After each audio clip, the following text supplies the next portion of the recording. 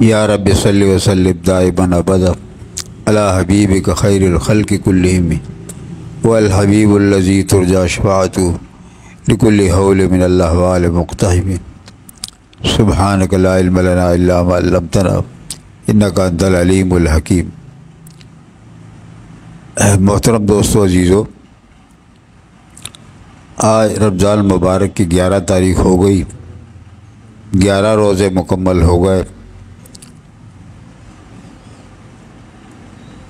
الحمدللہ، اللہ کا شکر ہے، یہ دوسرا عشرہ ہے۔ پہلے عشرے کے بارے فرمایا تھا کہ اولہ رحمہ، اس کا پہلا حصہ رحمت ہے، واوسطہ مغفرہ، اور درمیانی حصہ مغفرت کا ہے،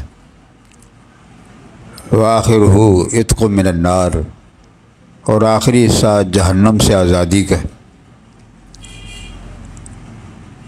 پہلا حصہ رحمت کیوں کہا گیا؟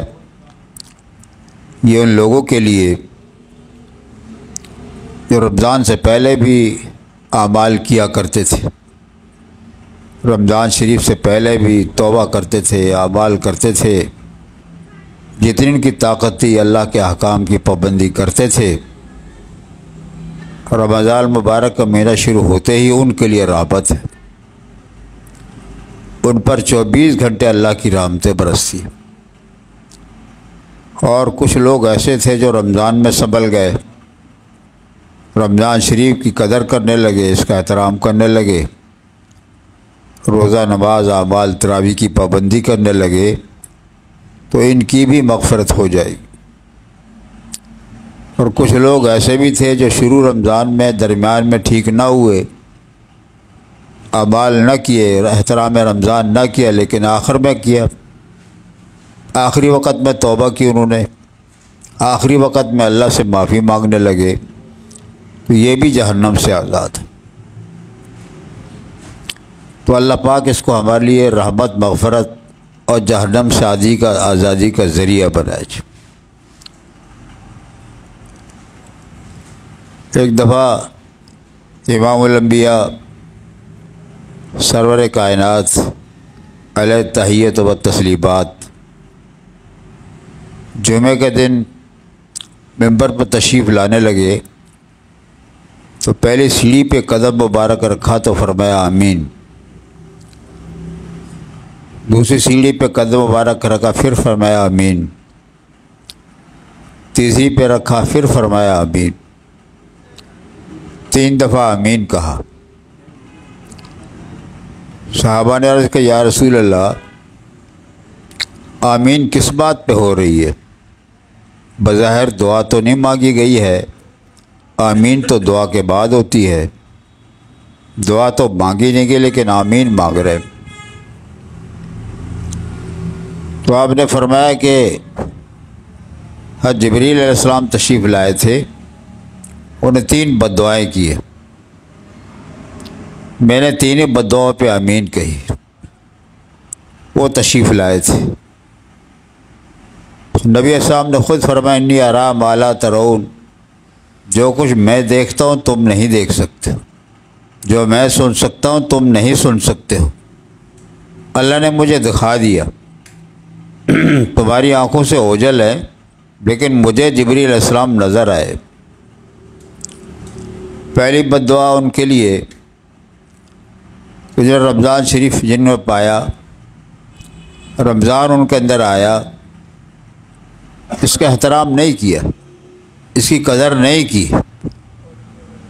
اس کو باقی 11 مہینوں پہ قیاس کیا انہوں نے، جیسے کہ باقی 11 مہینے ویسے بھی یہ بھی مہینہ، کوئی حرکت ان کے اندر نہیں ہوئی، کسی قسم کا احترام نہیں ہوا، اعمال میں اضافہ نہیں ہوا، تلاوت میں اضافہ نہیں ہوا، ذکر میں اضافہ نہیں ہوا،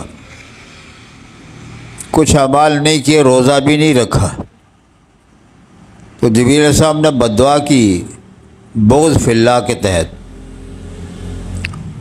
اللہ سے بغض، اللہ کے لیے بغض۔ فرمایا کہ الحب للہ والبغض للہ من الایمان، اللہ کے لیے محبت کرنا اللہ کے لیے کسی سے بغض رکھنا یہ بھی ایمان کا حصہ ہے۔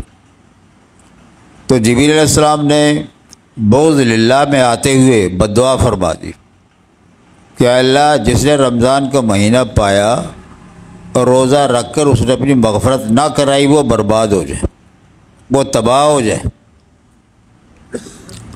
تباہی دنیا کی بھی اور آخرت کی بھی اور قبر کی بھی تباہی بربادی، ایک بد دعا تو اس لیے۔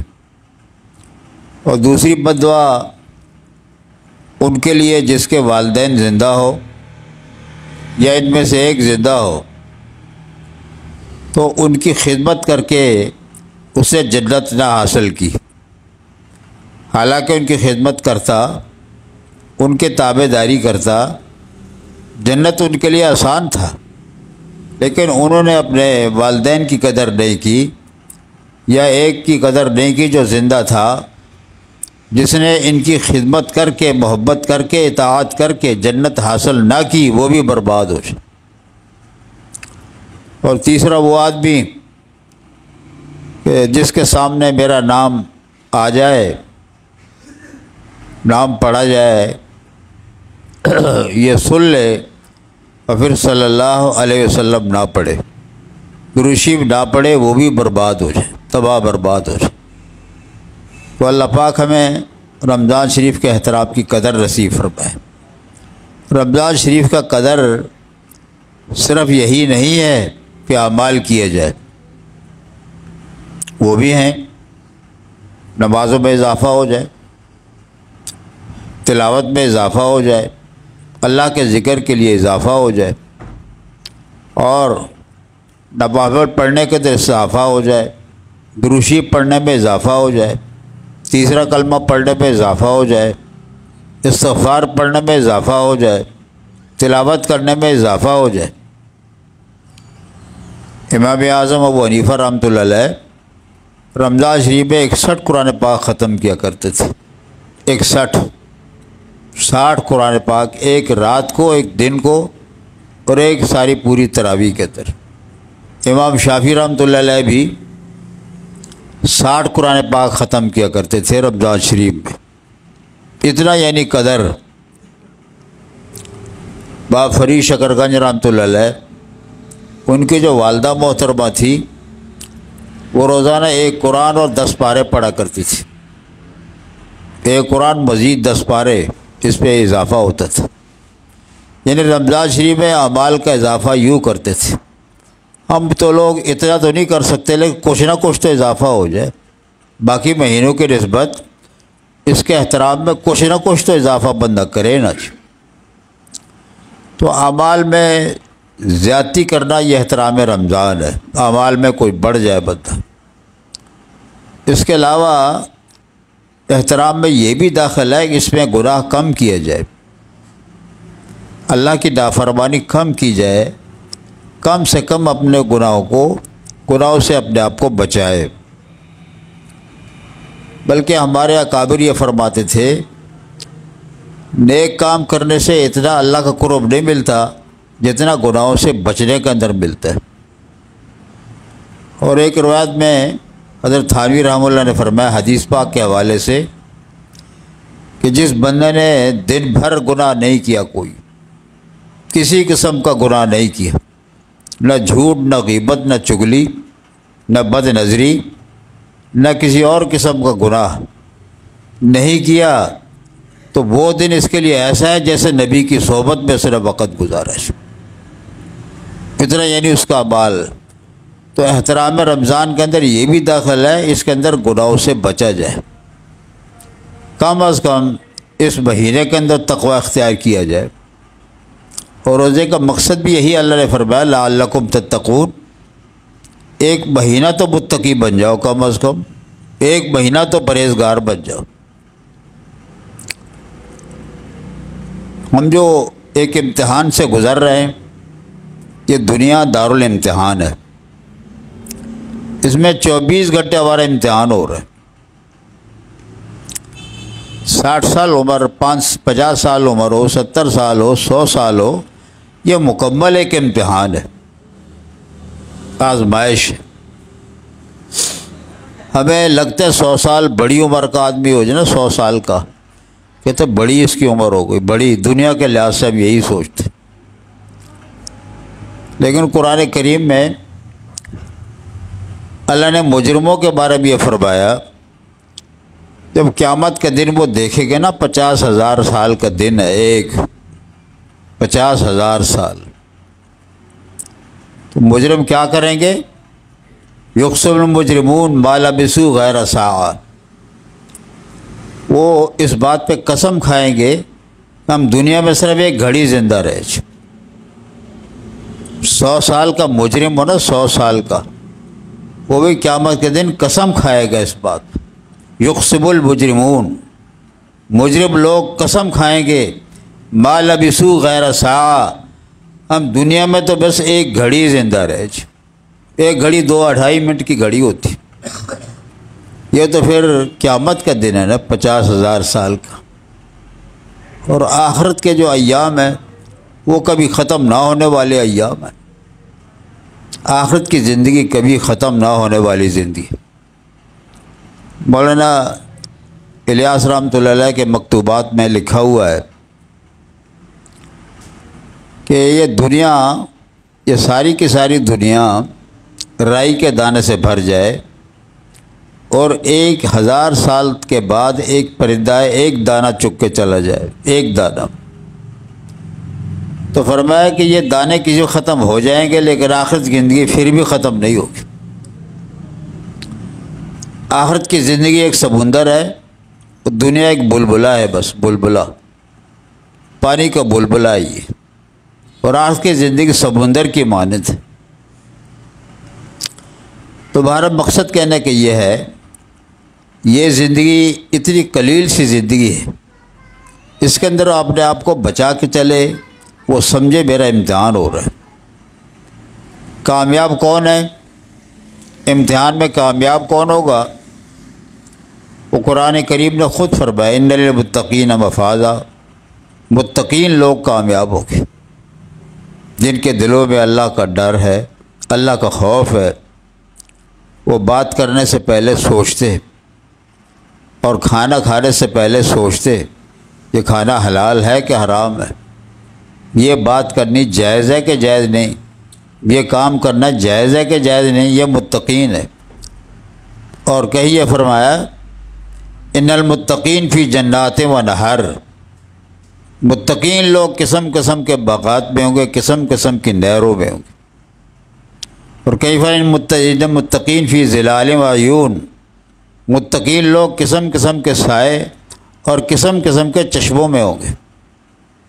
تلک الجنت التی نورث من عبادنا من کان تقیہ، جنت کا مالک میں اس کو بناؤں گا جو میرے بندوں میں سے متقی ہو، پرہیزگار ہو۔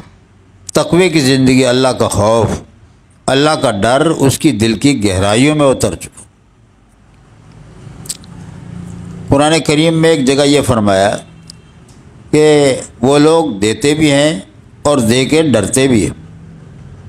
یؤتون ما اتوا، جو دیتے وہ ڈرتے بھی ہیں، یعنی اعمال بھی کرتے ہیں، ڈرتے بھی ہیں۔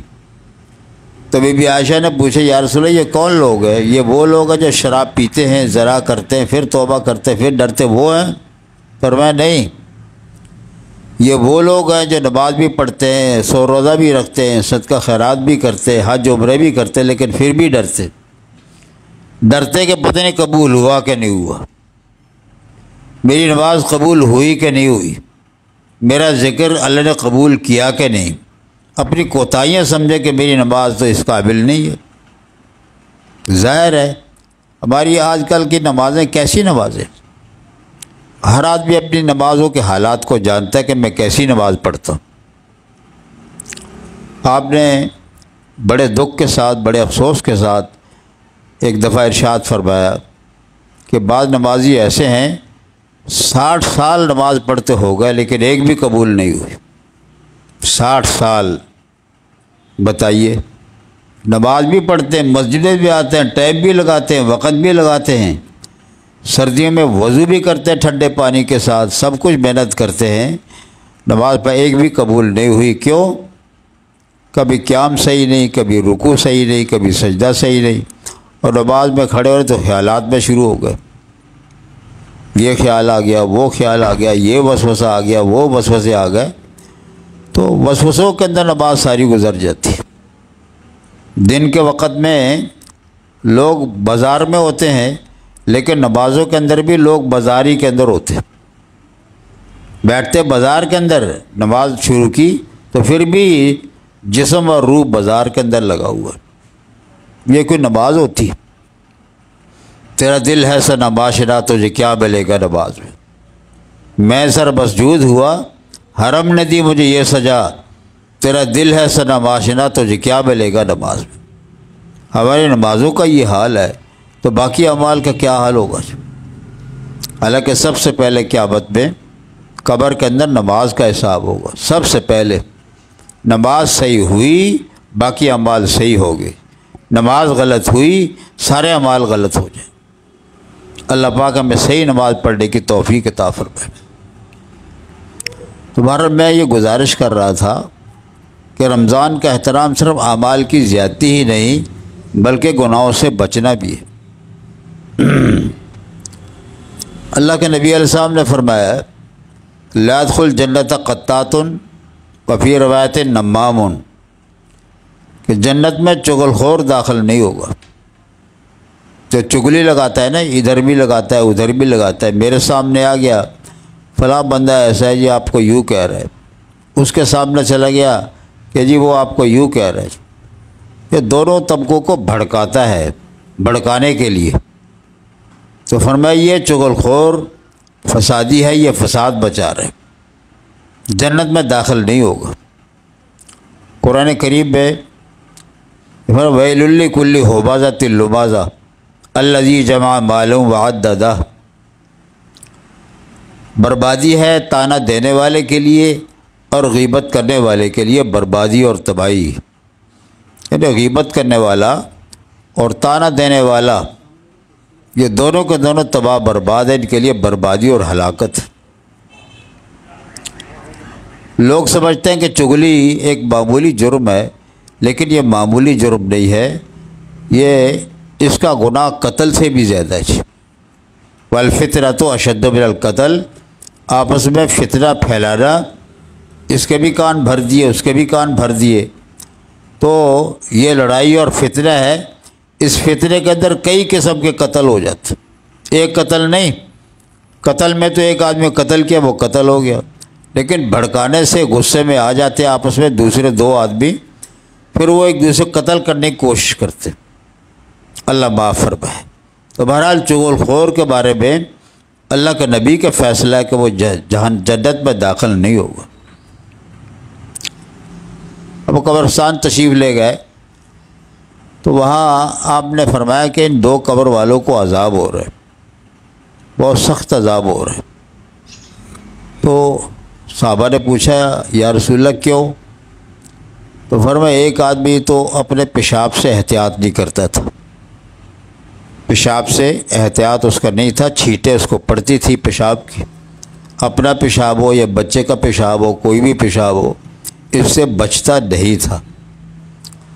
اور دوسرا فرمایا چغل خور آدمی، یہ چغلی کرنے والا تھا، ان کو قبروں میں عذاب ہو رہا ہے۔ اللہ کے نبی نے فرمایا، پہلے میں نے بتایا کہ آپ نے فرمایا انی ارا ما لا ترون، جو چیز میں دیکھ سکتا ہوں تم نہیں دیکھ سکتے، اللہ مجھے دکھا دیتا ہے۔ تو پھر آپ نے دور ایک درخت کو اشارہ کیا، درخت بہت دور کھڑا تھا، وہ درخت کو یوں اشارہ کیا آ جاؤ ادھر آ جاؤ۔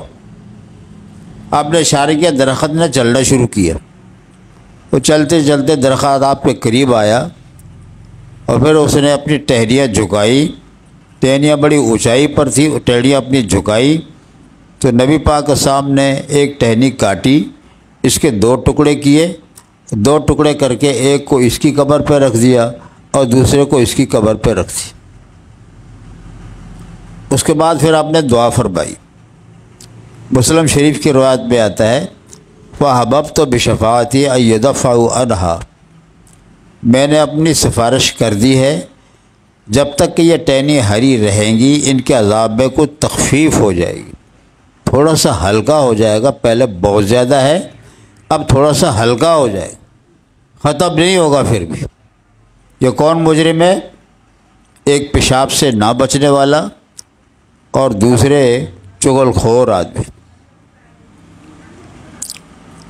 بظاہر تو معمولی گناہ نظر آتے ہیں، لیکن کتنا بڑا گناہ ہے جس کی وجہ سے بندے کو عذاب قبر ہو جائے۔ اللہ پاک عذاب قبر سے ہم کو بچائے۔ تو اب اس سے یہ استدلال کرنا کہ قبروں پہ پھول چڑھانا جائز ہے، قبروں پہ چادریں چڑھانا جائز ہے، اولیاء اللہ کے مزار پہ چادریں چڑھانا جائز ہے، پھول پہ لگانا جائز ہے، حالانکہ یہ جائز نہیں ہے۔ قبروں پہ نہ پھول چڑھانا جائز ہے، نہ مزارات پہ چادر چڑھانا جائز ہے، نہ ان پہ چراغ جلانا جائز ہے، کوئی جائز نہیں۔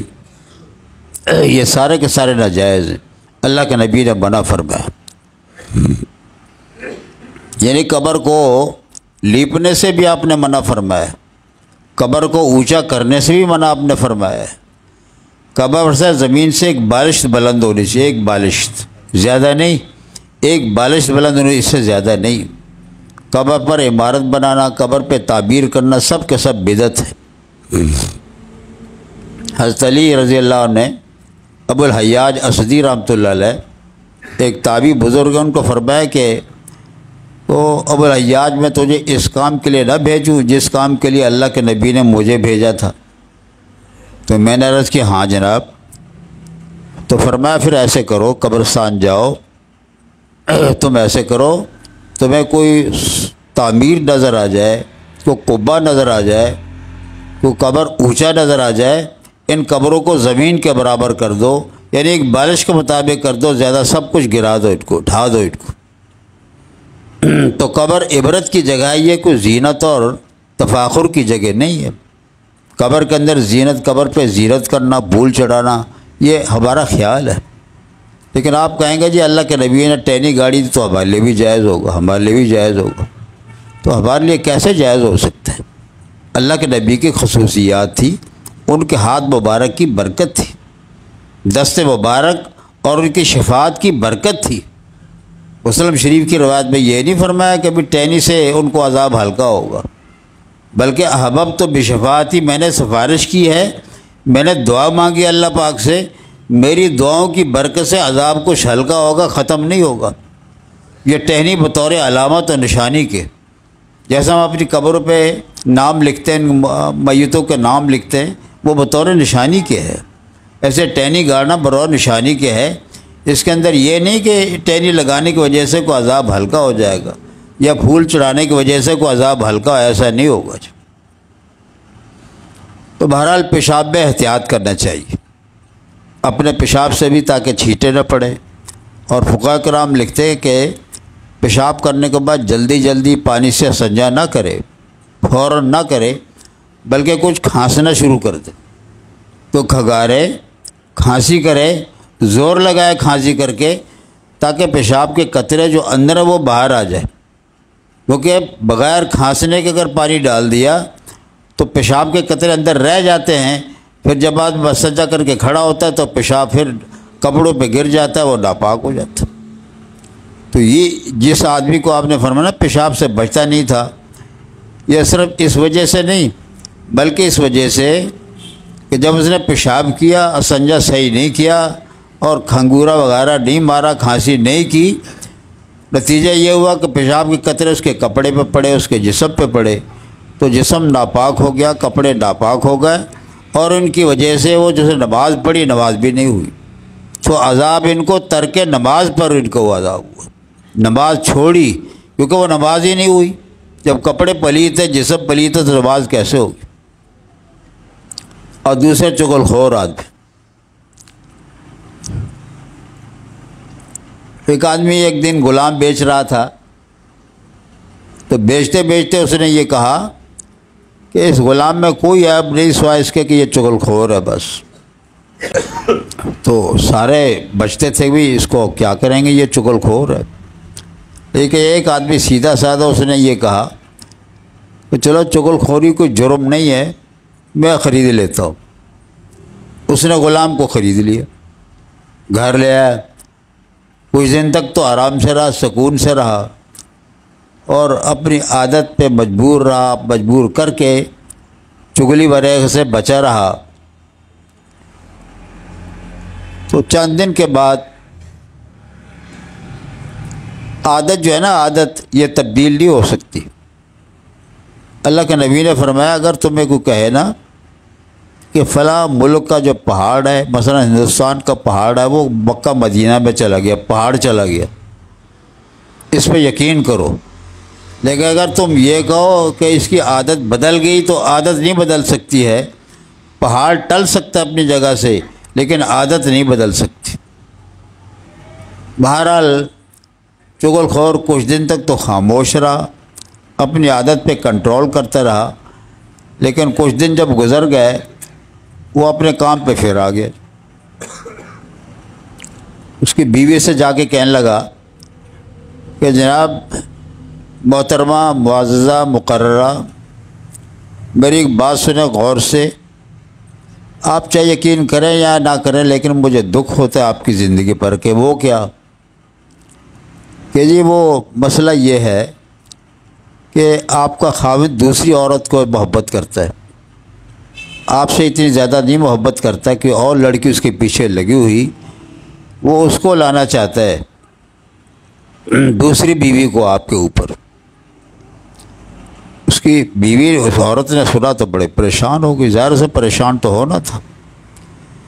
جب وہ پریشان اس کی دیکھی، وہ گھبرانے لگی، تو تھوڑی دیر کے بعد اس نے کہا کہ گھبراؤ نہیں، میں اس کا حل جانتا ہوں، مجھے اس کا حل آتا ہے کہ وہ خامد آپ ہی کا ہو کے رہے گا، آپ سے ہی محبت کرے گا۔ تو وہ طریقہ اس کا یہ ہے کہ جب آپ کا خامد آئے نا گھر کے اندر، تو اس کے ہمیں تھوڑے سے بال چاہیے، وہ بال کاٹ کر کے مجھے آپ دے دیں، میں ان کو دم کروں گا، اور دم کر کے آپ کو دوں گا، آپ اپنے اس کو اپنے جیب میں رکھیں، اس کو تعویذ بنا کے ڈال دیں، تو خامد آپ کا غلام رہے گا، آپ کی تابع داری کرے گا۔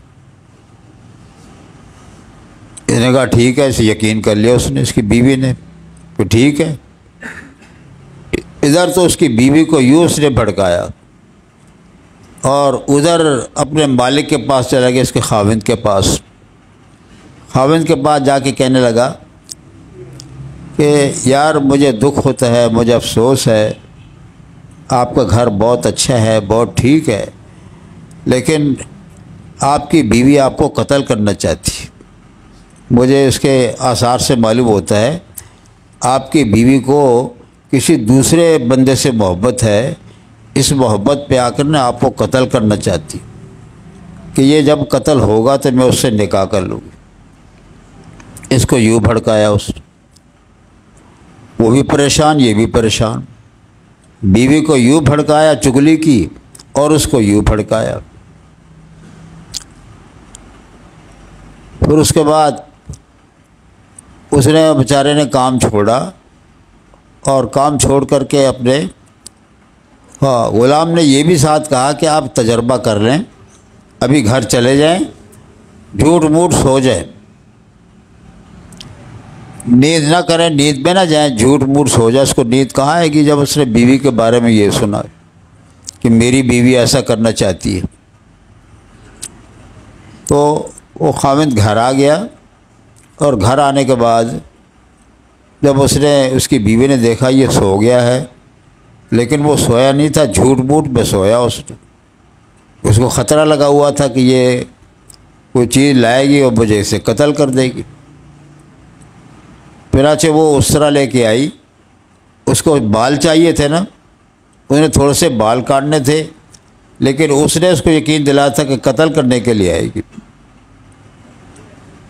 چنانچہ یہ گھنٹہ ڈیڑھ گھنٹہ گزرا ہوگا، تو بیوی نے بال کاٹنے کے لحاظ سے اس طرح نکالا، اس کے بال کاٹنا شروع کیا، تو اس نے فوراً اس کو پکڑ لیا کہ میرا غلام صحیح کہتا تھا، تو اس طرح لے کے آئی۔ اور پھر اس کے بعد اس نے اس طرح سے اپنے بیوی کو ذبح کر دی، ایک قتل ہو گیا۔ تو بیوی کے ورثہ کو پتہ چلا، وہ دوڑے آیا، انہوں نے اس کو آدمی کو قتل کر دیا، اور آدمی کے ورثہ کو پتہ چلا، پھر ان سے لڑائی شروع ہو گئی۔ امام غزالی فرماتے ہیں کہ پھر دونوں کے جو گھر والے تھے یا ان پہ آپس میں شدید لڑائی ہوئی، اس میں بہت سے آدمی قتل ہو گئے۔ تو اس نے تو کہہ دیا کہ اس اندر کوئی جرم نہیں، چگلی کوئی جرم نہیں، چگلی سے بڑھ کے جرم کون ہے؟ فتنہ فساد پھیلانا، چغل خور کا مقصد فتنہ پھیلانا مقصد ہوتا ہے، فتنہ پھیلانا۔ اسے اسلام نے کہا کہ تحقیق کرو، جو تمہیں کوئی خبر دے، کسی بات کی خبر ہو جائے تو بغیر تحقیق کے عمل نہ کرو، اس کی تحقیق کرو پہلے کہ یہ جو بات کہہ رہا ہے سچی ہے کہ نہیں۔ اگر کوئی آدمی چگلی لگانے کے لیے آئے نا تو اس کو پھر یہ کہہ دینا چاہیے ساتھ ساتھ، ٹھیک ہے میں پتہ کروں گا، میں اس آدمی سے پتہ کروں گا تو ایسا مجھے کہہ رہا ہے کہ نہیں کہہ رہا ہے۔ تو پھر جب یہ بات سنے گا نا پھر وہ اس کو دوبارہ ضرورت نہیں ہوگی چگلی کرنے کی۔ بہرحال مقصد میں یہ کہہ رہا تھا کہ رمضان شریف کا احترام صرف یہی نہیں کہ اعمال میں اضافہ ہو، رمضان شریف کا پورا احترام یہ کہ گناہوں سے بھی آدمی آپ کو بچائے رکھے۔ جیسے رمضان میں نیکیوں کا ثواب دگنا تگنا ہے، اسی طرح گناہوں کا عذاب اور وبال بھی زیادہ ہوتا ہے۔ ایک گناہ مسجد سے باہر ہے اور ایک گناہ مسجد کے اندر ہے۔ اسے اللہ کے نبی نے ارشاد فرمایا، لا یکن المؤمن لعانا ولا طعانا ولا فاحشا ولا بذیا، کہ مومن کبھی لعنت کرنے والا نہیں ہوتا، مومن آدمی، ایماندار آدمی کبھی کسی کو لعنت نہیں کرتا، کسی کو طعنے نہیں دیتا، اور وہ بے حیائی کی باتیں نہیں کرتا ہے، فحش باتیں نہیں کرتا ہے، اور بیہودہ باتیں نہیں کرتا ہے۔ یہ مومن کی پہچان ہے، مومن کی علامت۔ لیکن آج اپنے آپ کو دیکھیں، ہماری عورتیں بات بات پہ بچوں پہ لعنت ہو تمہارے اوپر، لعنت ہو تمہارے اوپر، اور مرد حضرات بھی ایسے ہی کرتے کہ تم لعنتی ہو، تم لعنتی ہو، وہ بھی لعنت کرتے ہیں۔ تو آپ نے فرمایا کہ مومن کبھی لعنت نہیں دیتا ہے۔ لعنت صرف کافروں کے لیے ہوتا ہے، کسی کے لیے نہیں لعنت ہوتا ہے۔ کافروں کے لعنت اللہ علی الکافرین، کافروں پہ اللہ کی لعنت ہو، تو مسلمانوں پہ لعنت کرنا جائز نہیں، اور طعنہ دینا بھی جائز نہیں۔ موسیٰ علیہ السلام کا اور آدم علیہ السلام کا تھوڑا سا مناظرہ ہوا۔ یہ مناظرہ کیسے ہوا؟ یا تو یہ ہے کہ موسیٰ علیہ السلام کے زمانے میں اللہ نے آدم علیہ السلام کو جسم مثالی عطا فرمایا، وہ تشریف لائے جسم مثالی، اور یا یہ ہے کہ عالم روحانیت کے اندر موسیٰ علیہ السلام کا اور آدم علیہ السلام کا آپس میں اجتماع ہوا اور آپس میں ان کا مناظرہ ہوا۔ تو موسیٰ علیہ السلام نے یہ فرمایا کہ آپ وہ آدم ہیں جس آدم نے جنت میں گندم کا دانہ یا کوئی دانہ کھایا، کوئی پھل کھایا، اور آپ کے کھانے کی وجہ سے آپ کو جنت سے زمین پہ آنا پڑا۔ تو ساری ان کی اولاد زمین پہ آئی آپ کے اس فعل کی وجہ سے۔ ایسا آپ نے کیوں کیا؟ آپ کی وجہ سے اب مصیبت پہ سارے پھنس گئے۔ تو آدم علیہ السلام نے جواب دیا کہ میں نے یہ کام کیا اپنی مرضی سے، اپنی مرضی سے میں نے کام کیا، اور کام کرنے کے بعد مجھے ندامت ہوئی، مجھے پشیمانی ہوئی، اور پشیمانی کے بعد میں نے توبہ کی، اور توبہ کرنے کے بعد اللہ نے معافی کا اعلان بھی کر دیا۔ اللہ فرمایا فنسی آدم ولم نجد لہ عزما، آدم علیہ السلام بھول گئے، ان کا گناہ کا ارادہ نہیں تھا، آدم علیہ السلام کو بھول ہو گئی، بھول ان کو ہو گئی۔ زبردست گناہ اس کو کہتے ہیں جس کو جان بوجھ کے کیا جائے۔ ایک گناہ بے قصد ہو جائے، بے ارادے کے ہو جائے، وہ اس کی پکڑ نہیں ہے۔ تو بہرحال یہ بات کرنے کے بعد امام الانبیاء سرکار دو عالم صلی اللہ علیہ وسلم نے ارشاد فرمایا کہ آدم علیہ السلام موسیٰ علیہ السلام پہ غالب آ گئے۔ تو غلبے کی وجہ علامہ ابن قیم رحمۃ اللہ نے یہ فرمائی، ان کے غالب آنے کی وجہ یہ ہے، ایک طعنہ ہوتا ہے مصیبت سے پہلے، ایک طعنہ فعل پر ہوتا ہے، اور ایک طعنہ فعل کے کرنے کے بعد مصیبت پر ہوتا ہے۔ دو قسم کے طعنے، ایک تو فعل پر، مثلا آپ کسی کو سمجھا رہے میاں شراب نہ پیو، زنا نہ کرو، شراب پینے والے ایسے ہوتے ہیں، زنا کرنے والے ایسے ہوتے ہیں، شراب پینے کے یہ گناہ ہے، تو لیکن یہ طعنہ دینا جائز ہے اس کو، یار تو لعنتی آدمی ہے، تو فلانا ہے، تو فلانا ہے، تو خبیث ہے، تو شراب پیتا ہے، زنا کرتا ہے، شرم کر، حیا کر، یہ طعنہ دینا اس کو جائز ہے فعل پر۔ لیکن فعل کے کرنے کے بعد جب اس کو مصیبت آ جائے، مثلا زانی پکڑا گیا، شرابی پکڑا گیا، جیل میں چلا گیا،